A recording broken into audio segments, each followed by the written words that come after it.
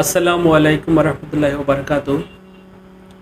আমি মোহাম্মদ আজমুল হক মামুন, কর্ণধার Mamun and associates income tax company ল,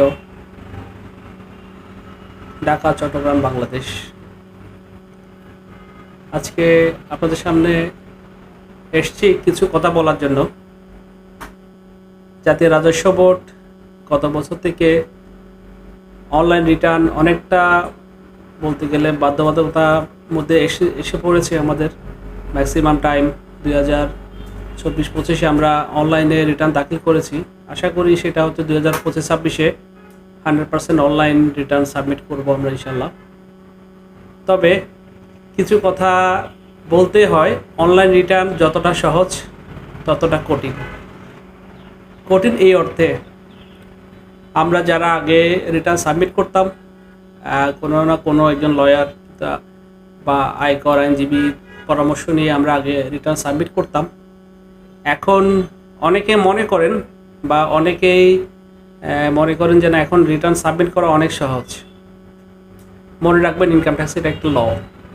আইন জানা ব্যক্তির জন্য আইন অনেক সহজ, বাট যিনি বা যারা আইন জানেন না, তারা যদি আইনটাকে তাদের মতো করে ব্যবহার করে, তাহলে এটার হিতে বিপরীত হওয়ার সম্ভাবনা অনেক বেশি।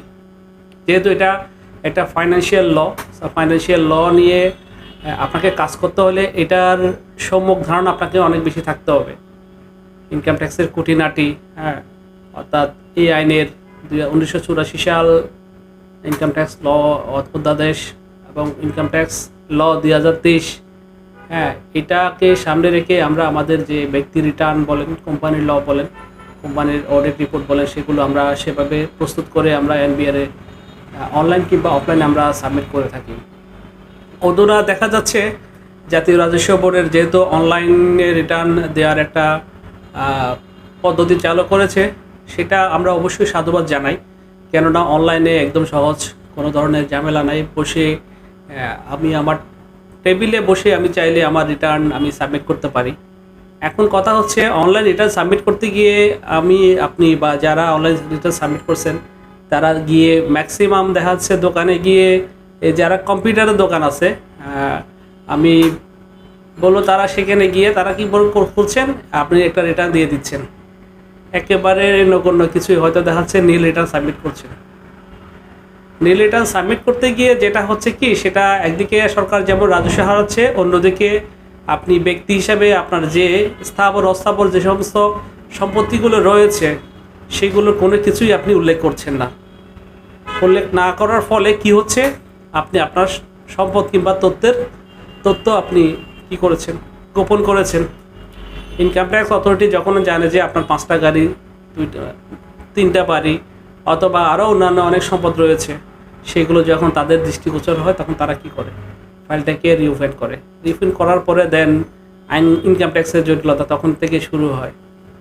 আমি আপনাদেরকে, যারা করদাতা আছেন, আপনাদের জ্ঞাতার্থে বা আপনাদের সচেতনতার উদ্দেশ্যে আমি বলবো, আপনারা যারা রিটার্ন সাবমিট করবেন, আপনারা অবশ্যই একজন আয়কর আইনজীবীর সহায়তা নেবেন। কেননা একজন আয়কর আইনজীবীই পারেন, তিনি আইনের যে সমস্ত খুঁটিনাটি বিষয়গুলো আছে সেগুলো নিয়ে আপনার সেখানে উনি সেভাবেই আইন যেভাবে বলেছেন সেভাবে তার রিটার্নটা, একজন করদাতা রিটার্নটা প্রস্তুত করছেন।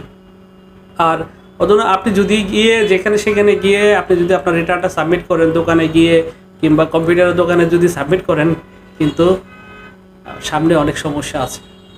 যে সমস্যাগুলো যখন আপনি পড়বেন, তখনই বুঝবেন ইনকাম ট্যাক্সের ঝামেলাগুলো কি। সেখানে অনেক ধরনের ব্যবস্থা আছে, যেমন আপনার সঞ্চয়পত্র, আপনার গাড়ি আপনি যদি প্রদর্শন না করেন আপনার ফাইলের মধ্যে, তারা কি করছে, আপনার তথ্য মানে এনবিআর চাইলে আপনি বিআরটিএ তথ্য কেন্দ্র কিংবা আপনার সঞ্চয় ব্যুরো থেকে আপনার তথ্যগুলো, আপনার এনআইডিটা যখনই তারা কি করবে, দেখবে আপনার কোথায় কী আছে না আছে, সে সবগুলো এনবিআর এর ইয়াতে চলে যায়। তখন তারা কি করে, তারা সেটা 93 করে দেয়, 93 মানে রিফান্ড করে দেয়। রিফান্ড করার পরে দেন আপনাদের যে সমস্ত সমস্যাগুলো আসেন, তারপর আসেন যে একজন উকিলের কাছে আসেন, হ্যাঁ আমি এই সমস্যা আমি দেখাই না ভাই সেখানে। সেই জন্য আমি বলবো, আপনি আপনার একজন আইনজ্ঞ, যিনি আইন জানেন, ইনকাম ট্যাক্স ল জানেন, তার কাছে যান, ওই কম্পিউটারের দোকানে নয়। তাই আপনাদের সচেতনতার জন্য আমি আজকে আমাদের এই কথাগুলো বলছি। তাই আপনারা আসুন, আমরা সরকারকে রাজস্ব দিই, রাজস্ব আহরণের স্বার্থে আমরাও আপনার যে স্থাবর অস্থাবর সম্পত্তিগুলো আছে সেগুলো আপনি আমাদের কাছে আসুন, আমরা আপনার চাহিদা মোতাবেক আপনার আইনানুগ যে সমস্ত কর আপনার উপর এসছে সেগুলো দিয়ে আমরা দেশটাকে গড়ি, দেশ বিনির্মাণে আমরা অংশগ্রহণ করি। সবাই ভালো থাকবেন। তাই দেশকে আমরা যদি এগিয়ে নিয়ে যেতে চাই তাহলে আমরা রাজস্বর কোনো বিকল্প নাই। তাই রাজস্ব দিয়ে দেশটাকে সমৃদ্ধ করুন এবং নিজে নিরাপদে থাকুন। হ্যাঁ, অযথা আপনি হয়রানি বা নিজের সামনে যে সমস্ত সমস্যা না পড়ার জন্য আপনি একজন বিজ্ঞ আইনজীবী সহযোগিতা নিন। সবাই ভালো থাকবেন।